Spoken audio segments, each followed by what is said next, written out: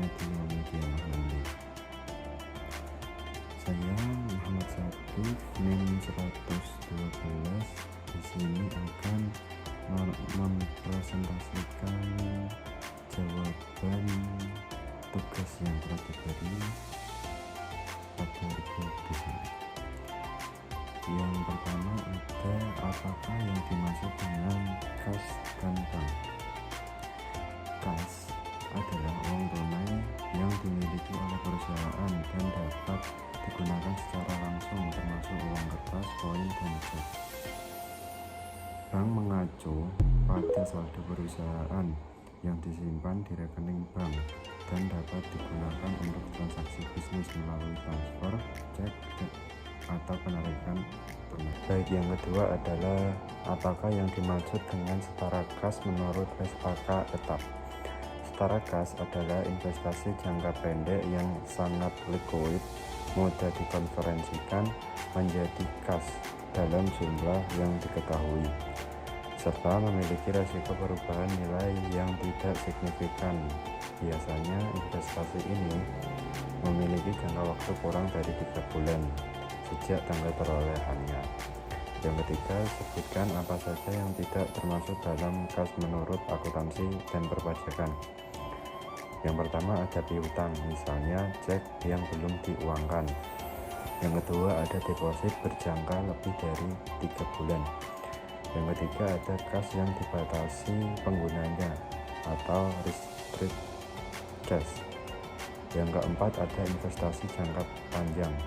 Yang terakhir ada cek mundur atau post dated check. Yang keempat, apabila Anda memiliki deposit yang jatuh temponya 1 bulan dan KRO, dapatkah dikategorikan sebagai setara kas? Berikan alasan dan jawaban Anda. Baik, jawabannya adalah ya. Kenapa? Karena deposito berjangka 1 bulan dapat dikategorikan sebagai setara kas karena memiliki jangka waktu kurang dari 3 bulan, liquid, dan mudah dikonversikan menjadi kas.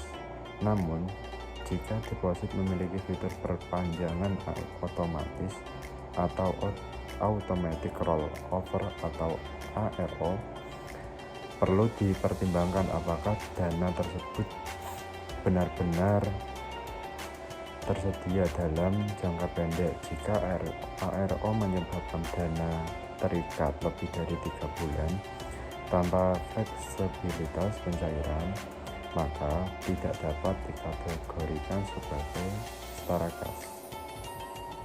Yang kelima ada apakah perbedaan dari kas kecil dengan kas besar.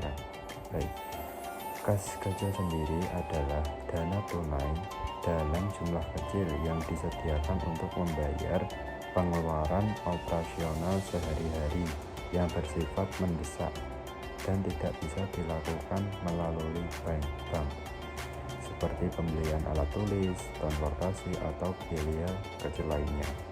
Sedangkan kas besar, cash on hand, adalah uang tunai dalam jumlah besar yang biasanya disimpan oleh perusahaan untuk transaksi kas yang lebih besar atau mendesak. Yang keenam, soal keenam, jelaskan 2 sistem kas kecil termasuk pencatatan jurnalnya yang Anda ketahui. Baik, kas kecil diberikan dalam yang pertama ada sistem impres atau tetap. Dalamnya, kas kecil diberikan dalam jumlah tetap dan hanya diisi ulang saat dana hampir habis dengan jumlah yang sama dengan pengeluaran sebelumnya. Untuk contoh pencatatannya ada di samping, nanti dimunculin di sini, yaitu yang pertama ada saat membentuk kas kecil. Jurnalnya kas kecil di sebelah debit, dan kas atau bank di sebelah kredit. Dan pada saat pengisian kembali, jurnalnya beban operasional di kredit dan beban operasional di debit, kas dan bank kas atau bank itu dikredit. Yang kedua ada sistem fluktuatif. Maksudnya pengisian kembali kas kecil dilakukan sesuai kebutuhan tanpa jumlah tetap. Setiap transaksi dicatat langsung dalam pembukuan tanpa menunggu pengisian ulang. Yang ketujuh ada soalnya adalah jelaskan penggunaan pajak atau penghasilan bunga dari deposit atau tabungan dan jasa giro menurut PP 131 tahun 2000 JO KMK 51 atau KMK 04 2021. Menurut peraturan tersebut, penghasilan bunga dari deposit, tabungan, dan jasa giro dikenakan pajak penghasilan atau PPh final. Sedangkan tarif pajaknya adalah 20% bagi wajib pajak dalam negeri dan bentuk usaha tetap atau BUT. Pemotongan pajak dilakukan oleh bank atau lembaga keuangan tempat deposito atau tabungan disimpan. Yang kedelapan ada jelaskan kewajiban perpajakan bagi pemotong penghasil dalam hal memotong, menyetor, dan melaporkan PPh atas penghasilan bunga dari deposit dan jasa giro menurut PP 131 tahun 2000.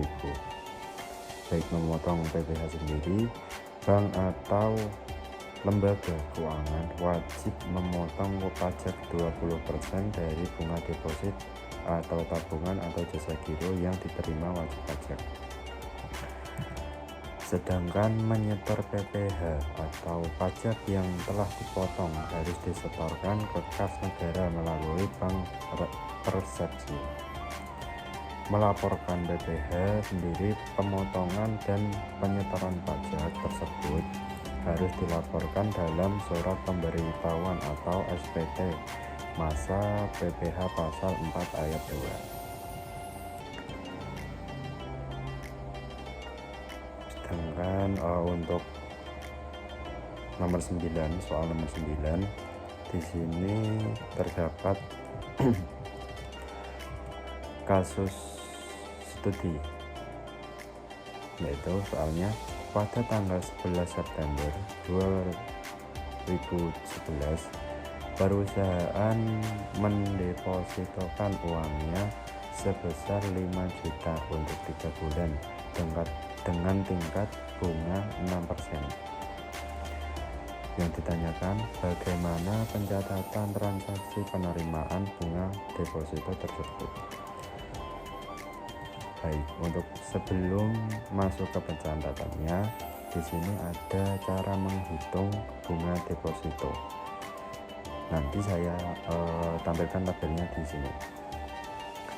Yang pertama ada cara menghitung bunga deposito, yaitu 5 juta dikali 6% dikali 3 dibagi 12 yang hasilnya 75.000. Selanjutnya ada menghitung PPh 20% dari bunga. Caranya 75.000 tadi dikalikan dengan bunganya, yaitu 20%, sehingga dapat hasilnya adalah 15.000. Pencatatan jurnalnya adalah saat bunga diterima, bank di sebelah debit, PPh final di sebelah debit, serta pendapatan bunga di sebelah kredit. Untuk soal terakhir ada studi kasus juga, ialah di sini kita disuruh untuk mencatat transaksi kas kecil PT Apollo dengan sistem impres atau tetap hati. Untuk transaksinya dimulai dari 1 Juli 2012. Perusahaan mengeluarkan uang tunai sebesar 3.500.000 untuk membuat kas kecil selama bulan Juli 2012. Nah, pada tanggal 3 sendiri perusahaan membeli tinta printer dan alat tulis untuk perlengkapan kantor sebesar 475.000. Tanggal 6 ada transaksi membayar pengeluaran bensin tol dan parkir sebesar 625.000. Tanggal 9 membeli materai sebesar 300.000. Tanggal 14 membayar pengiriman barang sebesar 240.000. Tanggal 17 membeli perlengkapan toko sebesar 560.000. Tanggal 18 membayar upah 6 orang pekerja masing-masing sebesar 200.000. Tanggal 21 mengisi kembali saldo kas kecil, di mana saldo kas kecil yang tersisa adalah 50.000. Tanggal 24 membayar pengiriman sebesar 1.500.000. Tanggal 27 membayar pengeluaran untuk bensin dan parkir sebesar 400.000. Tanggal 31 membayar upah 7 orang pekerja masing-masing sebesar 200.000. Tanggal 31 juga mengisi kembali saldo kas kecil, di mana saldo yang tersisa adalah 875.000.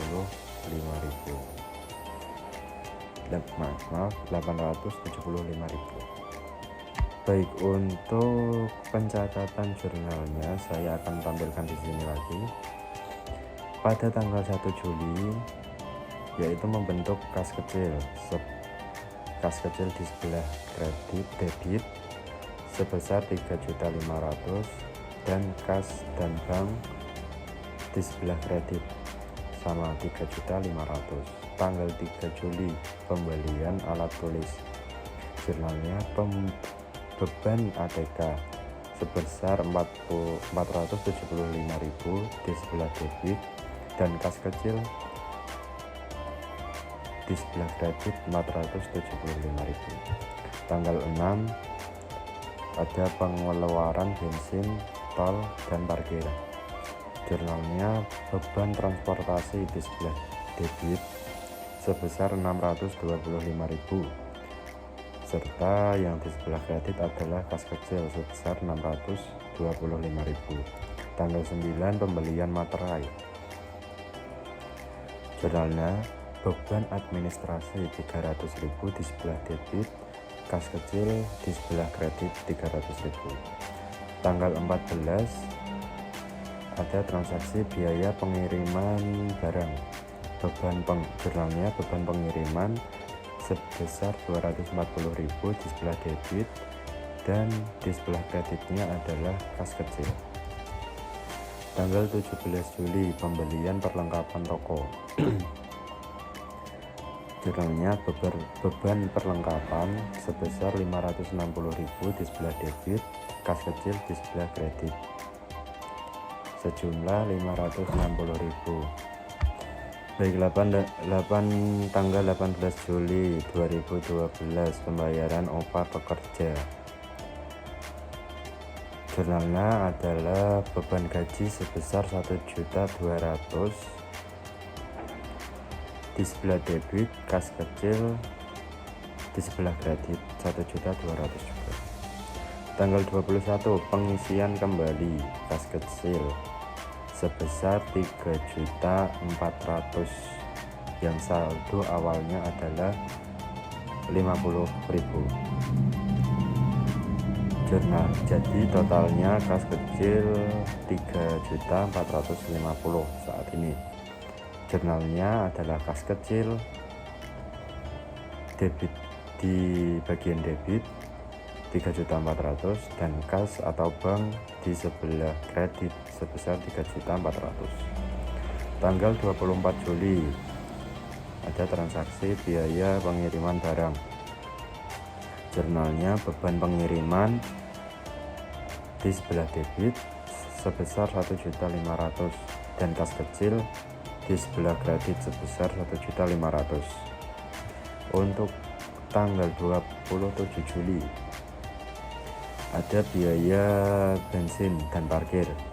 jurnalnya adalah beban transportasi sebesar 400.000 di sebelah debit, kas kecil di sebelah kredit sebesar 400.000. Sedangkan tanggal 31 Juli ada transaksi pembayaran upah kerja. Jurnalnya adalah beban gaji di sebelah debit sebesar 1.400.000, sedangkan kas kecil di sebelah kredit sebesar 1.400.000 juga. Yang terakhir, jurnal terakhir adalah pengisian kembali kas kecil yang sisanya 875 diisi kembali sebesar 3.500.000. Kas jurnalnya adalah kas kecil di sebelah debit sebesar 3.500.000 dan kas atau bank di kredit 3.500.000. Baik, mungkin sudah semuanya dijawab soal-soal yang telah diberikan. Kurang lebihnya mohon maaf.